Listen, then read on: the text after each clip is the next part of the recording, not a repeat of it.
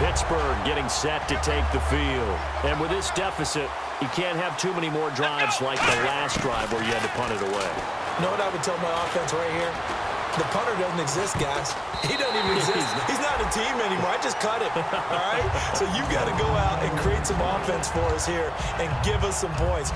No way does that guy get on the field on this drive. Poor punter. Yeah, it wasn't his fault. But, hey, listen, if something got there will be casualties at times. We're trying to win a game. He's going to let it go again. And he bats it away, and it falls down incomplete. I know the initial focus was on how far that pass was downfield, but how about the coverage on the play?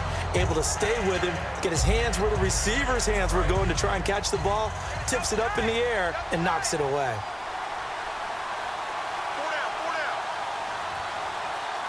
They come out here in the eye. Back to throw. And almost picked off. I guess the good news for them now, it's 4th down.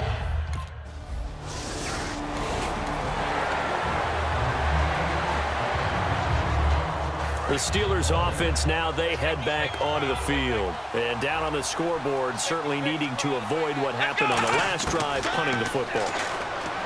Sense of urgency has to take over for them here. They know the score. They know the situation.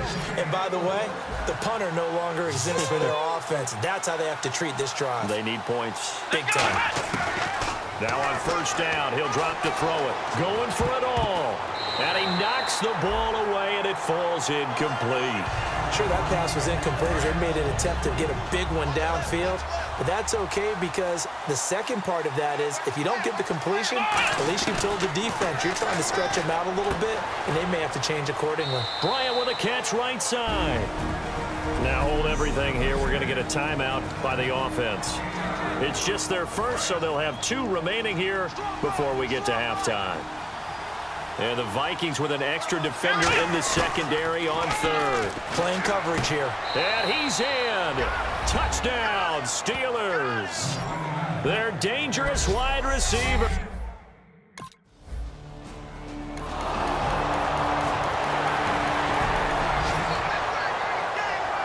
Now we take a glance at the offense as they work their way back out for their first possession of the second half. They were able to get the stop defensively, and now a chance to turn that into points on the offensive end. Can you imagine what the grease board looks like at the half? Because no, tell me. That's exactly what they printed up. Stop them on defense, get the ball back for our offense, and go downfield and score some points. Now, the last part remains to be seen, but they got the first part done very well. Do people use grease boards, or you mean the magic marker boards? Yeah, those two. Looking left sideline, incomplete. 10 yards still left on 2nd down.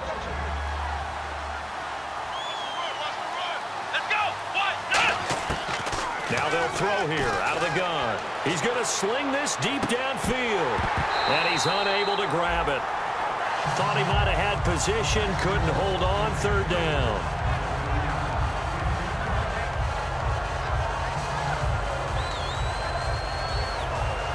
So a ways to go here on 3rd and 10. Bryant, the lone receiver left.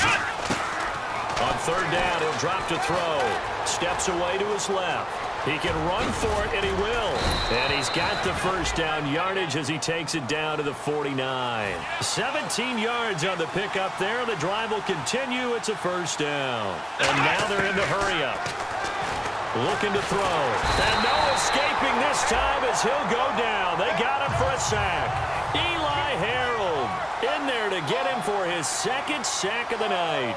And they brought the pressure there just right up the gut, didn't they? Yeah, they certainly did. And, you know, when you've got so many different responsibilities as an offensive line, you got to deal with the nose tackle, the 2 defensive tackles or ends, and then sometimes you just can't account for everyone. The linebacker slipped free. And here comes play number 6 on this drive. And some secondary help here for the defense in the nickel on 3rd and long. They'll look to throw here. Flush to his right. Now he's going to throw it back deep over the middle. Oh, he can't hang on to it. Almost intercepted. They would have loved the first pick of the game there, but at least it did.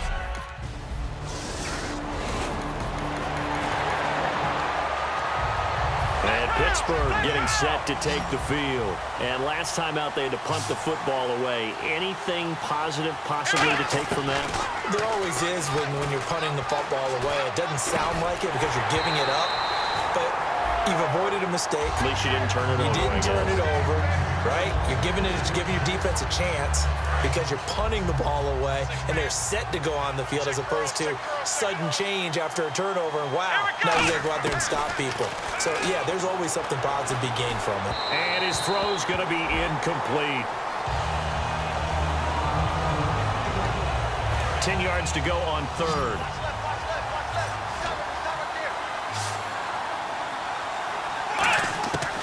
From the shotgun, he'll look to throw.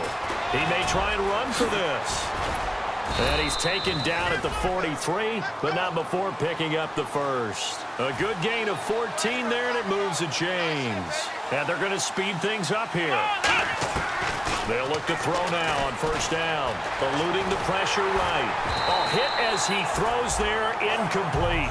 You got to give some credit. They're able to hop up in the air and bat that one away. And that's frustrating for an offensive lineman because their only recourse is when he goes in the air to try and get some type of pop or a shove, hoping to bring his arms down. Over the middle here to Coates. And he is down deep into Minnesota territory. It's a big play there for the Steelers. 46 yards. They'll put two receivers left, two to the right.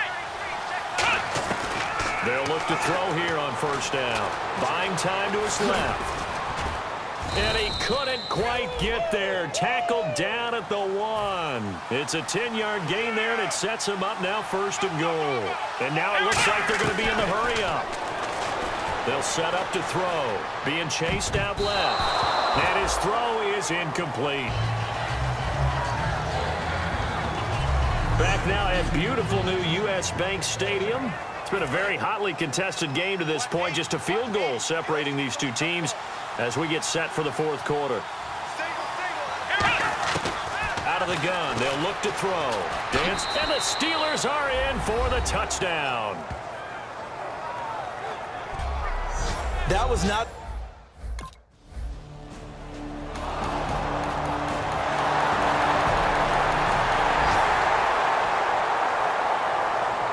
The Steelers offense now, they get ready to head back on the field. Last time they were out, they scored. Still trailing here, though, so some work to do.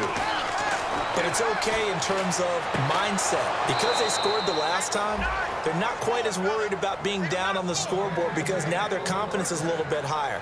They feel like they've got something going, and they feel like they can attack again and put more points on the board. Are you scoreboard watching if you're the offense, or are you just focused on this drive? We wouldn't be telling the truth if we said that they didn't scoreboard watch. Everyone does it to some extent, but you've got to set it aside right now and just focus on this series.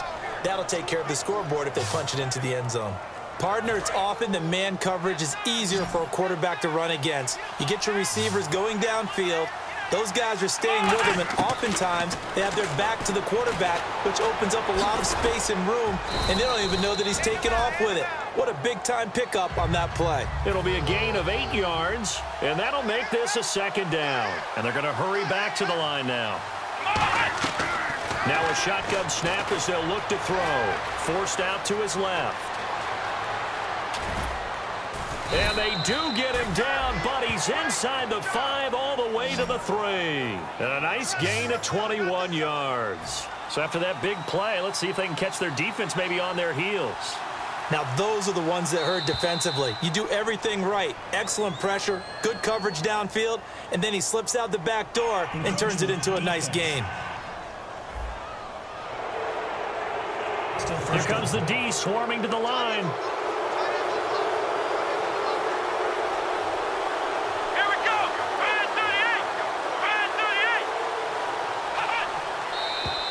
Now whistles here before the snap, and it looks like one of the Steelers may have moved. False start, offense.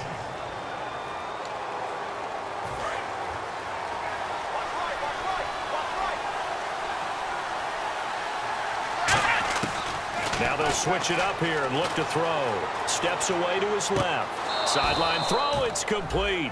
And a nice job there of keeping the toes inbounds. Let's make this one simple. What a catch, especially the finishing part of getting his feet in bounds, toe tapping, and of course, foot dragging. Little tapping. And he's going to be swallowed up and taken down. Sacked back at the 5-yard line. Now from back at the 5, this is 3rd and goal. Looking to speed things up here, going with some tempo. They'll look to throw on 3rd and goal. Buying time to his left. And he can't find anywhere to go with it, and he goes down. Eli Harold in there to drop.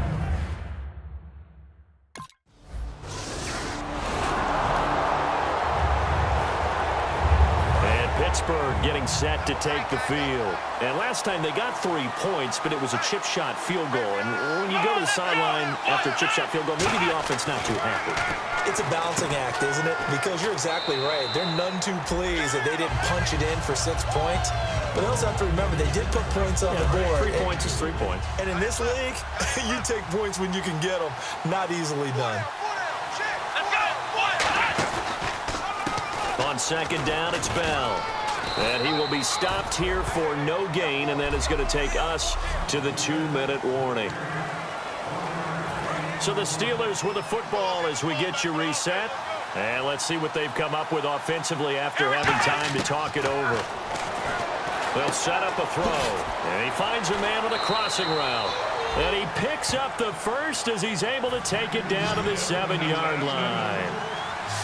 They're going to hurry back to the line now.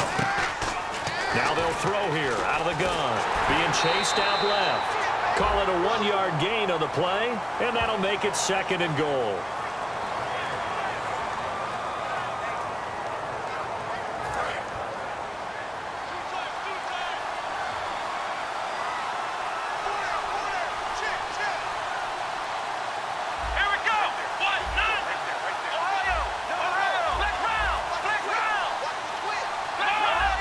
They come out here in the eye. Back to the ground, this time with Bell. And now the Vikings are going to stop it here on defense with a timeout. So the defense had a chance to catch their breath, and now they're back out and ready. So they're back at the 7 now for 3rd and goal. From the shotgun, he'll look to throw. He's got time. And almost intercepted. Would have been a huge pick in the end zone, but as it stands, that brings up 4th. I know ultimately that feels like a good defensive play, but I know it's really not. They had a chance to keep points off the board. Now they have a chance to kick a field goal by missing that shot. Yeah, especially at this spot in the field. He's got to be upset he couldn't come up with that INT.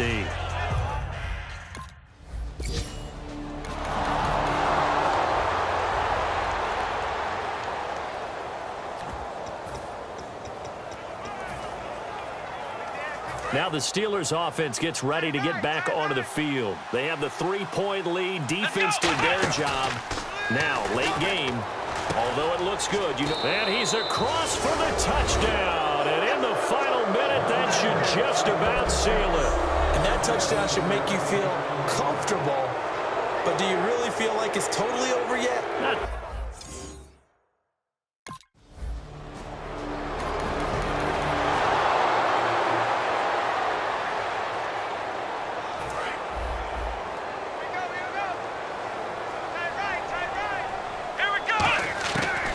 Looks like he'll throw here. His throw caught right around the 6. And he couldn't quite get there. Tackled down at the 1. A lot of scoring. There's no doubt about that in this one, Charles. Points, they were not at a premium. They were pretty easy to come by. They were, but it was fun, wasn't it? Because both teams finding ways to click. And you know people who love this game, they also love baseball games that are 14-11 with 3 or 4 home runs mixed in. So for the Steelers, the streak lives as they move to 13-0 now on the year. And they'll get another road date next week as their opponents will be the San Diego Chargers. Meanwhile, for Minnesota, they can ill afford to drop too many more as they fall to 7-6 on the year. And they'll look to regroup next week as they head to L.A. to take on the Rams.